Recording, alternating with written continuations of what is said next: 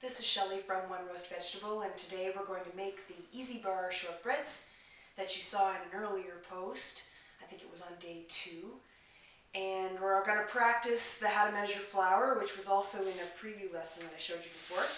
So what we need for this recipe is we need to have sugar, a pound of butter, and as you probably know, I keep my flour in a giant big, what is this, soup pot?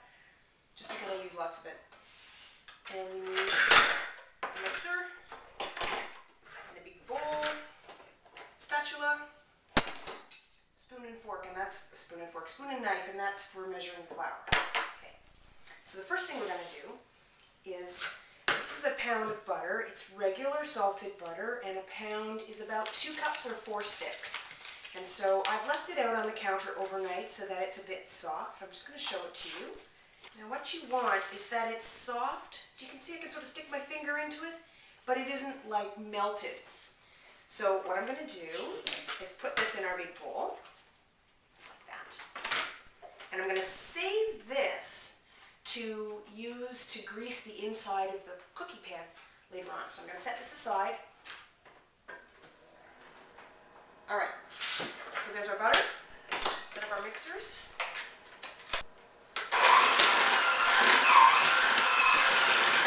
Now we're just going to cream the butter. Nothing else is in here, just the butter to sort of soften it up. So that takes about 2 minutes, and then in the end you have sort of soft, squishy butter. And we're going to take our spatula and just scrape the sides down a little bit. Put it all back in the middle. Now we're going to do all our heavy-duty measuring. I hope you're ready. So now we're going to add the sugar. This is a 1 cup measuring cup, 250 mils, and it's just regular white granulated sugar. If I'm careful, I can do it like this. There we go. So we're going to put our sugar in and give that a little blendo. And again, you want to mix that for about 2 minutes, and 2 minutes will seem like a long time, and so when you're first learning, you might want to set the kitchen timer or the microwave for 2 minutes, just so you can see how long it really is, because it's longer than you think it is. I'm going to scrape it down again. So now we have creamed our butter and our sugar together, and we're ready to add the flour. Now, if there's really a hard part to making these shortbreads, it's measuring the flour and making sure that the temperature of your oven is correct. We're going to talk about both of those. We'll do the flour first. So as you saw in the preview lesson about measuring flour, you use a spoon to put the flour into the cup, and you want it to be overflowing.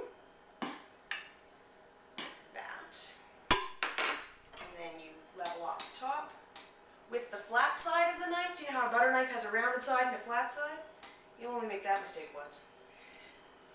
And then put it in. We're going to do that 4 times. It's a total of 4 cups of flour. It's 2.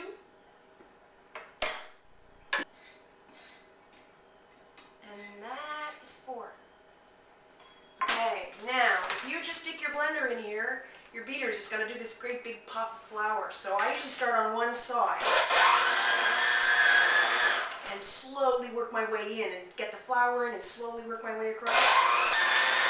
So a little bit of flour will come up, but not this big poop. Okay. So what we have now, is this beautiful dough that's still a bit crumbly, and so what I'm going to do is mix the last part of it together with the spatula. Now what I do is you sort of use the side of the spatula to cut through and then mix. If it's a bit too heavy for your beaters, you can just do this last part by hand. But in the end, you want it to be completely consistent, so there shouldn't be any big lumps of butter and there shouldn't be any dry parts of flour. That's looking pretty good.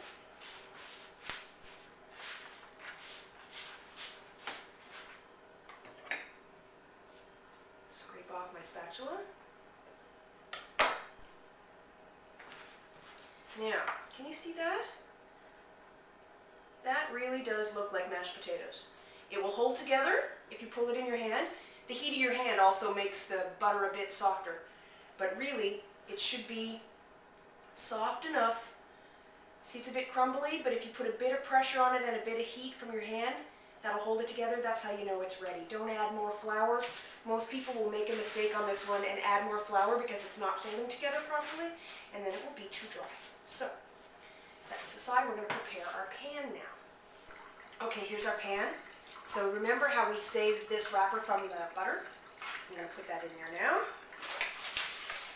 Face down. Just run it all around. This is a 9 by 13 pan. You can use actually different sizes. You can use maybe 2 8 by 8s. The thing is, different sized pans will mean that the amount of cookie dough will be higher or lower, which affects the cooking time. So maybe the first time you do it, if you do it in a pan like this, you'll have very similar results to mine, and after that, when you've got more confidence, you can change the size of the pan. Now we're going to dump this in, just like that. Try and get it all in the pan.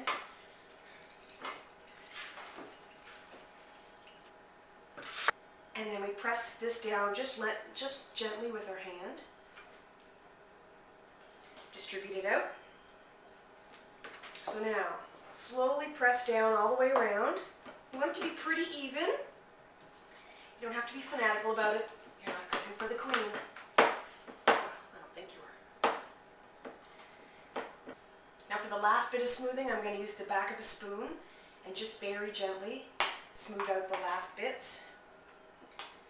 It helps give the top a bit more of a smooth finish. There we go.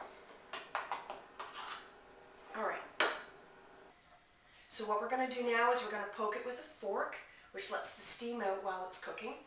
We've preheated the oven to 325 degrees, and it's going to cook for about 40 minutes until it's just a little tiny bit brown, and I'm going to show you that afterwards so you can see exactly what it's supposed to look like, and you can check that yours looks like that.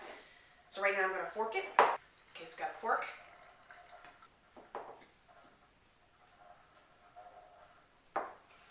Now when they're cooked, we're going to cut them and put sprinkles on them. I kind of like green and red for Christmas time. But for now, we're just going to pop that in the oven, 325 for about 40 minutes, and I'll show you how you'll know when it's done.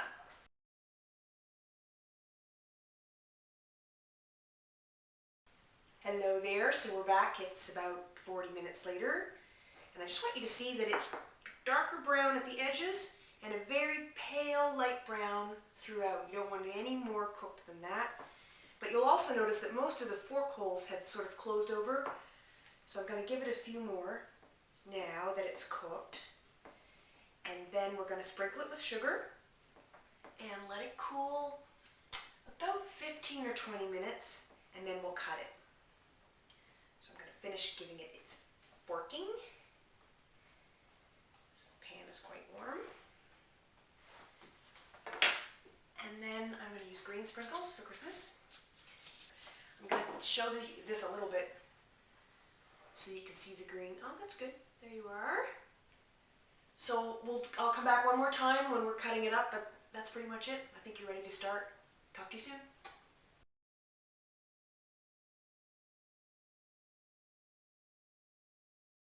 Hi, I'm back. But our pan is cool, and I'm just going to use a knife. And you want to cut them before they're completely cold, because then they're more likely to shatter. Just like that. And I usually make them about maybe 1.25 inches. And then, so after you've done the slices this way, then you go the other way, about the same size. I'm going to take one out for you and show you. And then I'm going to eat it. Come here. There we are. So it should be lightly brown on the top and the bottom and the sides, and quite a bit paler inside. This one is still a bit warm. That won't stop me from eating it though. Because that tastes like Christmas to me. Are you ready? Have you started yet? You should start now. Okay, bye.